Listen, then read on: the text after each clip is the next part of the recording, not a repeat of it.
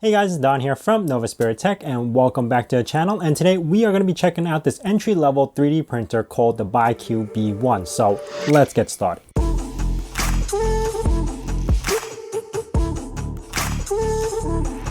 Now, before I begin, I do want to thank Sainsmart for sending this printer over to me for review. And if you've never heard of that company before, they're actually a pretty large company in the maker universe where they actually provide a lot of stuff for Arduinos, Raspberry Pis, CNC machines, laser engravers, and now 3D printers. I actually own a lot of their products because I do a lot of maker stuff. So they've been around for quite some time. And we're also going to be doing a giveaway today for this exact 3D printer. It's very easy to enter. All you have to do is be subscribed to this channel as well as the Sainsmart channel, and then comment down below, and then we'll choose a random winner from the comments below. Now, this is US only, so if you are from UK and you do want to comment because you have a question about this, just remember to put UK at the end of your name so I know that that's a UK comment. The giveaway winner will be announced about a week from today, and if you are still interested in purchasing this printer, we also have a discount code for you for $20 off if you want to buy it now. So I'll leave that in the description down below as well. Now, to jump into this printer is actually pretty good in size. Now, this is a print size of 235 by 235 by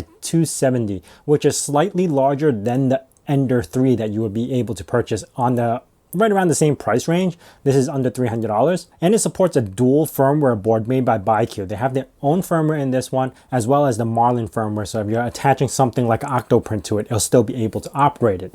It also has a touchscreen and a knob to scroll down the options up and down. And there's a lot of plugins and custom settings that you could do. It actually makes it so easy for a beginner to learn how to level the bed and do a bunch of stuff that normally you cannot do on a normal printer. One of the things is baby stepping.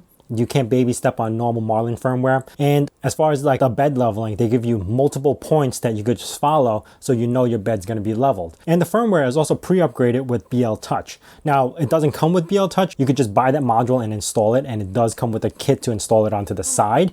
But yes, you could just attach it, plug it in, and you're all set. You don't have to upgrade the firmware anymore. It's already pre-installed in there. One of my favorite features that you could do on this is the LED. You could actually change it from 4 different colors actually, with the white, red, green, and blue. This way you could actually see your print. Yeah, that's just a feature that I never had on any of my 3D printers. Now, as far as the printer itself, it's using the TCM2225 stepper motors, which means it's like similar to what I previously reviewed. It's very, very quiet. You don't hear the stepper motors moving left and right, but you do hear the Y axis, this axis, the forward and back, because I believe they're using a heavier stepper on the bottom. As far as the steppers goes, it's virtually quiet. Now, there is noise that comes from the fan from the side. And I did read on my previous comments on my previous video that if you upgrade that to a Noctua 40mm fan, that thing will become quiet, and that's something I might want to do in the future. Another cool thing about this build is the nozzle head. It's using USB-C, and this is the first time I've ever seen someone use a USB-C cable to actually operate this entire head, which actually makes a lot of sense because this is much lighter than carrying like multiple heavy wires. And it's actually able to operate the heated head and also the fans and the LED and stuff like that. So that's pretty cool. Just assembling this was super easy. It's one USB-C cable and you're done with the head. Now, as far as the print bed goes, this is cool. This is a steel sheet.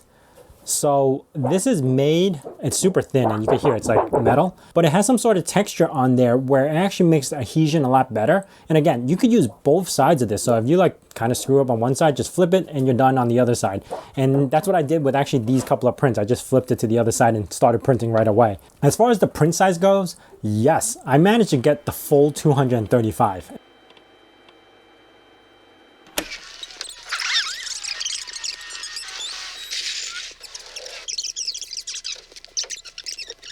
And as you can see from this print itself, this is another project that I'm working on for a future video, so you'll be seeing this. This is for a 10-inch rack, and you do print it diagonally onto the bed itself. I actually tested it without using any brim, which means I don't put extra material on the side to keep the adhesion down. I just got rid of the brim and try to see how well it would adhere to this bed. And I gotta say, I'm very impressed with it. Normally you would see the corners lift up because it's barely touching the build plate itself, but on this, nothing. I don't have any warping. I don't have any like adhesion problem. It's stuck to the bed really, really well. And if you could see from the texture on the bottom, it actually has a really cool like leathery look on the bottom, and it makes it shiny. Now, I do have some stringing with this print itself, and that's not because of the printer. That's just the filament that I was using. And this is the first time I'm using this particular filament, so I don't even know what temperatures I was supposed to set it. So obviously, if you could tell, I went a little bit too hot, and lowering the temperatures on the nozzle would have got rid of that stringing. But printing other stuff that I tested with different filament that I was familiar with, as you can see from this Pokemon, it came out perfect. I have no problems printing it. The lines came out really nice. I have no stringing. And then I tried it with another filament that I normally print with. And this is a little centrifuge that you could actually put onto your drill that helps you shake paint or shake stuff. And you could see how the cylinder came out really nice. I don't have any stringing, and it just works out perfectly. So as far as the print quality goes, it's really high. I managed to get about 60 millimeters per second on the print. So that's a decent speed for this type of printer. And compared to the Ender 3, it's very, very similar, but this is a bigger print size, which is more beneficial if you're able to print out something like this. Now, they do both run into the same problem, where this, which is the filament, does have an issue with the curve over here. So you would actually want to print out a guide that actually helps it keep the curvature of the filament instead of having it go straight up and down, because that actually would break the filament on the corners. I've seen that happen plenty of times with similar printers like this. But other than that, the print quality and the build quality on this is very good. I even manhandled this a couple of times, where I would pick up the entire printer using this, put it back on my table, and I didn't even have to re-level. Everything stayed the way it was supposed to. It didn't change or anything. So yeah, this thing is very, very sturdy. As far as setting up the slicer settings, super easy. Just install Cura, brand new, and you could actually find this printer on their list. And that's it. I just kept the default settings. I didn't change anything else other than default settings to print everything out. On the side of this printer, you have actually a couple of options to print out your G code. You have the TF card and the USB disk in the front. And I believe the USB disk is actually used to upgrade the firmware. And then you have another TF card, and I believe that one is for the Marlin firmware, so if you wanted to use the both. And then the USB plug for if you have Octoprint or something like that to connect to this device. So two things I would just complain about this printer as I was using it is, one, this should have been an adjustment bolt instead of having you to manually install these two bolts.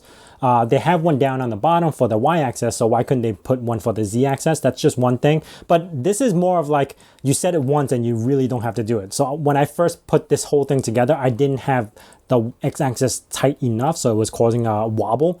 So I had to redo this, and I wish it was just like a knob that I could have tightened it. But it doesn't stop me from buying this printer. It's just that one thing that I could have changed. Two is that guide, like I was talking about with the filament. If they had something like a guide, obviously I could 3D print something that I could slap into here.